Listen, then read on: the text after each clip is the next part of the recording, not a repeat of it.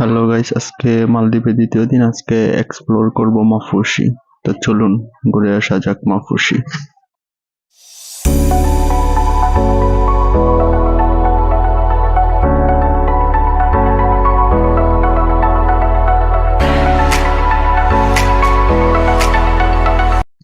তো সকালে হোটেল থেকে বের হইয়া এখন যেতেছি আমরা যেখান থেকে প্যাকেজ নিছি ওইখানে।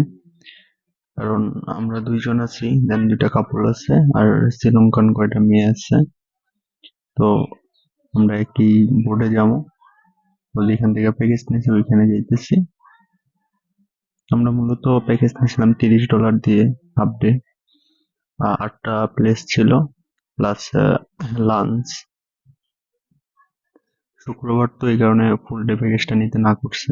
আমাদের রিসেপশনে যে মানুষ ছিল উনি বাংলাদেশি ছিল, অনেক হেল্প করছে। তো এটা একটা সুপার শপ, এখানে খাবার টাবার সব পাওয়া যায়। অলরেডি আমরা ঘাটের দিকে রওনা দিছি, পেছনে রিঙ্কু ভাই আছে। তো ওনার কাছে ব্যাগ দিয়ে আমি ক্যামেরা ধরে রাখছি। অবশ্যই চলে আসছি মাফুসি ঘাট। মূলত এইখানে এসে সব ফেরি ফেরি স্পিড বোট এভরিথিং যা আছে মাফুসিতে একটাই ঘাট। হুলুমাল থেকে মালে দেন মাফুসি আসে। তো এখান থেকে আজকে আমরা বোটে করে যাব, এটা আমাদের বোট। সবাই উঠতেছে আর ওনারাও সবকিছু ঠিক করতেছে, যেন মেশিন টেশিন সবকিছু ঠিক আছে কিনা। দেন খাবার দাবার উঠাইতেছে, এটা আমাদের গাইডম্যান, উনি আমাদের গাইড করবে।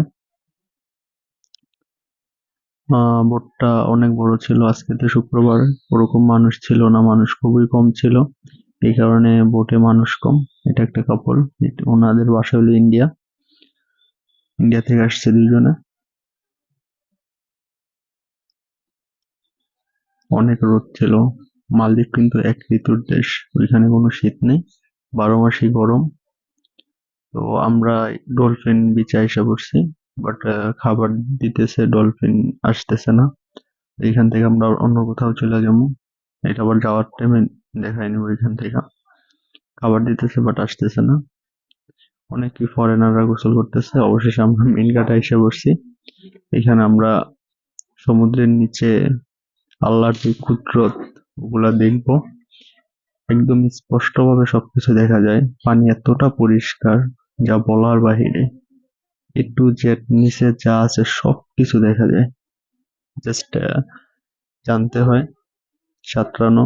আমাদের লাইফ জ্যাকেট পড়তে বলছিল, বাট আমরা তো গ্রামের ছেলে, আমাদের লাইফ জ্যাকেটের দরকার নেই। লাইফ জ্যাকেট ছাড়াই আমরা সাঁতার কাটতে পারি।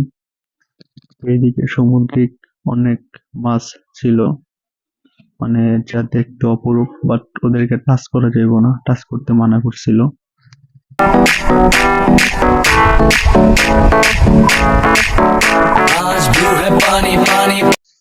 সবার সুইমিং করা শেষ, সবার হাতে খাবার দিয়ে দিছে, কারণ প্রচুর ক্ষুধা লাগছে সবার সুইমিং করে।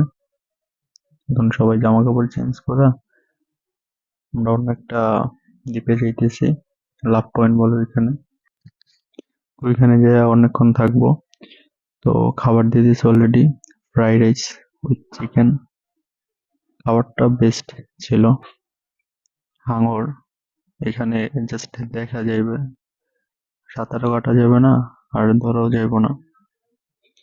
অলরেডি লাভ পয়েন্টে আইসা নৌকা থামাইছে। তো এখন আমরা যাবো আর কি লাভ পয়েন্টে। গাড়ি থেকে 5 মিনিট হাঁটা লাগে, প্রচুর রোদ। সবার একটা করে তোয়ালে দিছে, যাতে গোসল টোসল করে আর শরীরটা মোছা যায়। এই তো। আর সবাই জুতা পরে গেছিল, আমরা কেস পরে গেছিলাম, এই কারণে আর জুতা নিতে পারি না, আমরা খালি পায়ে হাঁটতেছি। এটা একটা ছোট্ট সুপার মার্কেট, সমুদ্রের সাথেই। সমুদ্রটা অপরূপ সুন্দর। মালদ্বীপ মানে যেমন স্বর্গ, মানে এরকম কিছু, মানে যেদিকে যাই ওদিকেই নীল পানি আর দেখতে অপরূপ। কোথাও কোনো ময়লা নেই, কোথাও কোথায় সিন্ডিকেট নাই, মানে একদম ফ্রি, যার যে মাইন্ড মতন ঘুরতেছে। এখানে অনেকক্ষণ বসে ছিলাম, বাট আমার সমুদ্র খুবই পছন্দ, খুবই। আমি সমুদ্র অনেক ভালোবাসি, মানে বারবার খালি সমুদ্রেতে যাইতে মন চায়। যে এটাই লাভ পয়েন্ট, এখানে সবাই যায় ছবি তোলে, আমরা যাইতেছিলাম। আমার পিছনে রিঙ্কু ভাই ছিল। আমরা যখন উঠছি তখন একদমই ফাঁকা ছিল, কেউ ছিল না আশেপাশে, জাস্ট আমি, রিঙ্কু ভাই আর ওই কলকাতা থেকে যে ভাইটা আসছে তারা। রিঙ্কু ভাই আবার এই ফাঁকে কাপলদের ছবি তুলে দিতেছে, এটা আমি ভাবিরে দেখানোর জন্য আবার ভিডিও করে রাখছি। রিঙ্কু ভাই বলে না না এগুলা বললো না, এটারে বলে জালি ফিশ, ভালো করে দেখা যাইতেছে না, লেন্স অনেক বড় থাকে, বাট লেন্সটা যদি বাড়ি দেয় তাহলে অনেক সমস্যা হয় পায়ে।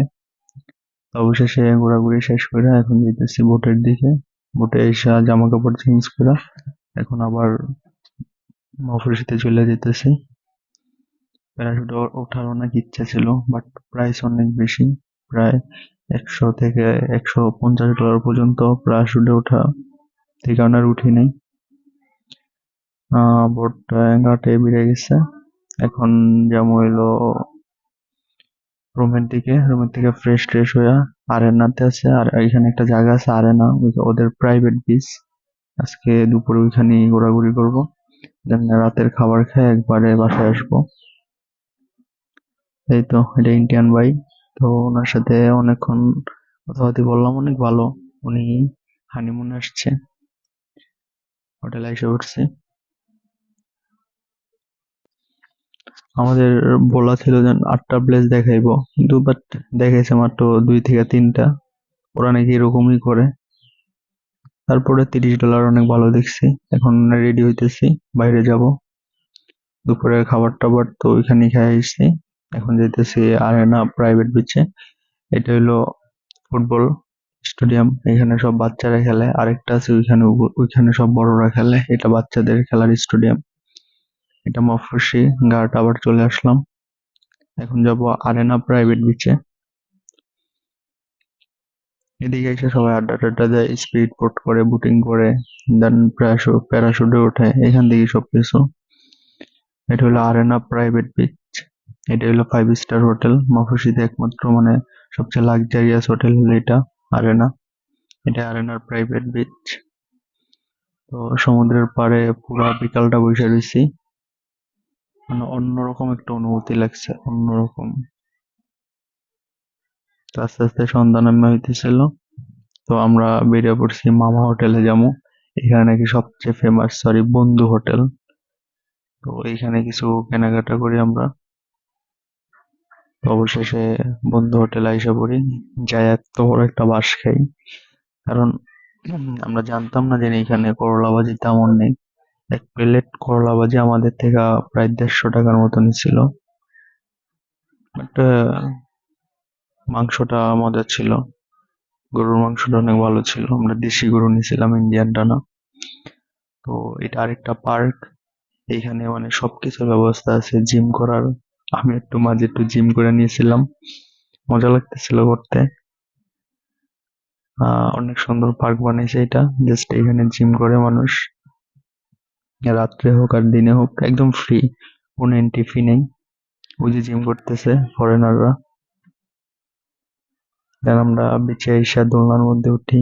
রিঙ্কু ভাই তো আইসে বলে এখানে ঘুমাই যাবো আজকে, তা আমি বলি ঠিক আছে, তা আপনি ঘুমাই যান, আমিও দুলতে দুলতে ঘুমাই যাই। তো দোলাদুলি শেষ করে এখন আবারও হোটেলে এসে পড়ছে, হোটেলের বাইরেও দোলনা আছে, ওইখানে বসে আড্ডা দিতেছিলাম।